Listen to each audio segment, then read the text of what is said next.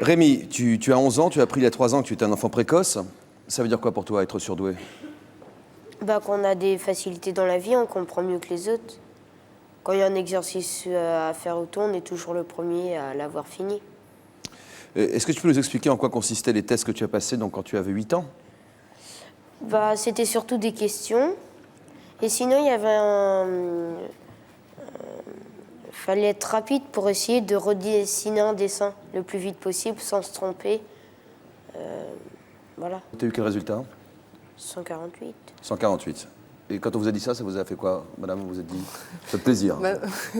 Oui, forcément. Ouais. Moi, je le trouve pas normal, je le trouve pas... Pas normal? Non, je le trouve pas anormal. Anormal, oui. Je le trouve normal, je le trouve pas non plus surdoué. Bon, pour moi, c'est un enfant comme un autre qui a un petit peu plus de problèmes que les autres, c'est tout. Surtout Parce qu'il se pose plus de questions? Voilà. Et de relations, surtout avec l'entourage, avec ses copains. Bon. Mais c'est tout. Quels sont les problèmes qu'a votre fils par rapport aux autres enfants que vous voyez autour de lui?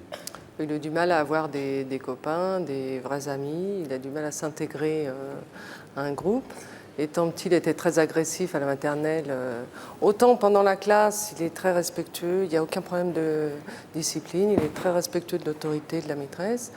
Et il était très agressif dès qu'on lâchait le fauve dans la cour de récréation. En primaire, ça s'est un petit peu arrangé. Mais il a du mal à se faire des... À se faire des copains? À se faire des copains. Pourquoi, t'aimes pas les autres? Il recherche beaucoup, il a envie. Il recherche. C'est que je m'y prends mal. Voilà, c'est vrai. Je comprends ce que tu veux dire. À quoi ressemblent les crises d'angoisse de Rémi?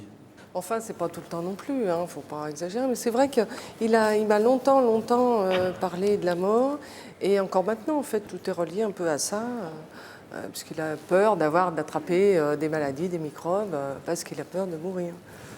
Surtout, il a des descriptions des trucs, j'ai l'impression qu'il a appris le chapitre de la maladie en question dont il me parle. Et comment il sait tout ça? Je ne sais pas. Il ne dit pas ce qu'il ressent, il m'explique. Comment ça marche? Voilà. Oui. Donc, bon. Ouais, c'est étonnant quand même. Donc, souvent, j'arrive à le calmer, à le raisonner. Bon, je rentre un petit peu dans son jeu, je le calme. Puis c'est vrai que des fois, après, je dis, bon, stop, maintenant. Je t'ai expliqué, tu ne peux pas voir ça, c'est fini. Parce que sinon, ça n'a plus de fin. C'est oui, mais parce que. Et puis c'est jusqu'au bout, on dit, bon, je ne sais plus, ou il est l'heure, maintenant je me couche, c'est bon, quoi. Vous dites ne pas vouloir d'un Einstein à la maison, mais préférer avoir un petit garçon, quoi. Bah oui. Ouais. Moi, je fais tout pour qu'il s'intègre dans la société en général. Donc, je le pousse un peu...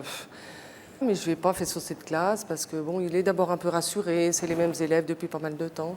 Il a besoin d'être rassuré, de connaître un peu l'environnement. Son monde. Mais je le sens quand même isolé. D'ailleurs, il dit souvent, il revenait souvent de l'école en me disant on se moque tout le temps de moi, personne ne m'aime. Voilà.